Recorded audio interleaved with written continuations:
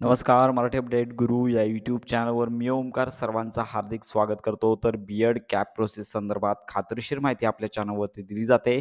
तर सगळ्यात महत्त्वाची बाब पाहू शकता, की येथे प्रत्येक कॉलेजनुसार, इन्स्टिट्यूटनुसार आपण सांगितलंच होतं, की 26 तारखेला मेरिट लिस्ट प्रसिद्ध होणार आहे. प्रत्येक कॉलेजचा कट ऑफ किती लागलेला आहे, या संदर्भात माहिती पोर्टलवरती प्रसिद्ध झालेली आहे. तर येथे पाहू शकता, की चेक अलॉटमेंट याच्यामध्ये इन्स्टिट्यूट म्हणजे प्रत्येक कॉलेजनुसार आणि कॅन्डिडेट अलॉटमेंट आहे आणि करंट वेकन्सी रिपोर्ट म्हणजेच एकूण जागा रिक्त किती आहेत अशी संपूर्ण माहिती प्रसिद्ध करण्यात आलेली आहे. तर सर्वप्रथम इन्स्टिट्यूट वाईज अलॉटमेंट लिस्ट ही पाहण्यासाठी टॅबवरती क्लिक करायचं आहे. राऊंड एकच ठेवायचा आहे. युनिव्हर्सिटी या टॅबवर क्लिक करून तुम्हाला युनिव्हर्सिटी कुठली पाहिजे ती निवडायची आहे.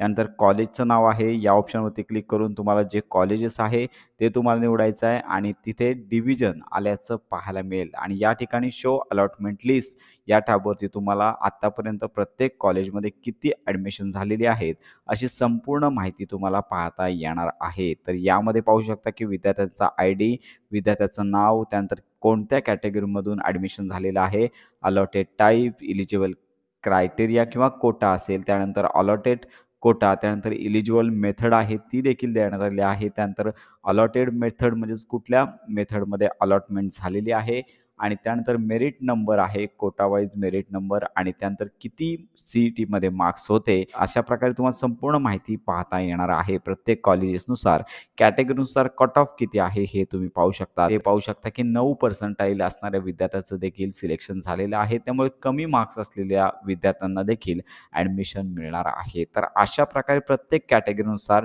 कॉलेज वाईज किती कट ऑफ लागलेला आहे हे तुम्हाला पाहून घ्यायचं आहे आणि पुन्हा या पोर्टलवरती यायचं आहे आणि येथे एक चेक कॅन्डिडेट अलॉटमेंट या टॅबवर तुम्हाला क्लिक करायचं आहे. येथे पाहू शकता की तुम्हाला तुमचा सिलेक्ट राउंड आहे पाहायला मिळेल आणि त्याच्यानंतर ॲप्लिकेशन ID आहे ते तुम्हाला इथे टाईप करायचा आहे. तर ॲप्लिकेशन नंबर टाकून चेक युअर अलॉटमेंट हा टॅब तुम्हाला क्लिक करायचा आहे. तुमची स्वतंत्र अलॉटमेंट आहे, कुठे झालेली आहे, अशा प्रकारे तुम्हाला संपूर्ण माहिती तुम्हाला पाहता येणार आहे. ज्यांना कॉलेज मिळाले नाही आहे त्यांना इथे नो अलॉटमेंट अशा प्रकारचा ऑप्शन तुम्हाला पाहायला मिळेल आणि त्यानंतर पुन्हा येथे करंट वेकन्सी रिपोर्ट या टॅबवर क्लिक करून तुम्हाला रिक्त जागा किती आहेत या तुम्हाला पाहून घ्यायच्या आहेत. कारण का यावरच कॅप राऊंड 2 आहे तो अवलंबून असणार आहे. तर यासाठी सिलेक्ट युनिव्हर्सिटी या टॅबवर क्लिक करायचं आहे. त्यानंतर कुठल्या कॉलेजमध्ये तुम्हाला जागा रिक्त आहे त्या पाहायच्या असतील तर तुम्हाला इथे लिस्ट दिलेली आहे.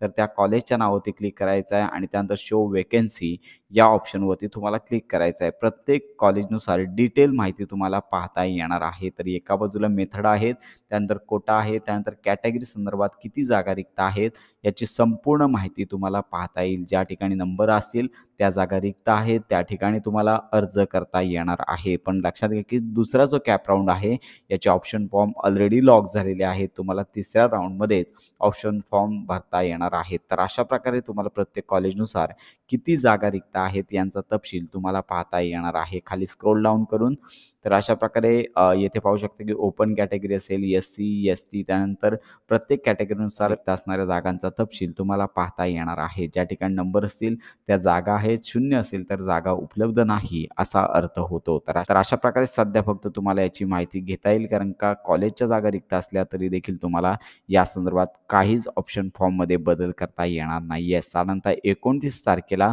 जो कॅप राऊंड दुसरा प्रसिद्ध होणार आहे तर याच्यासाठी तुम्ही ह्या मेरिट लिस्ट पाहू शकता.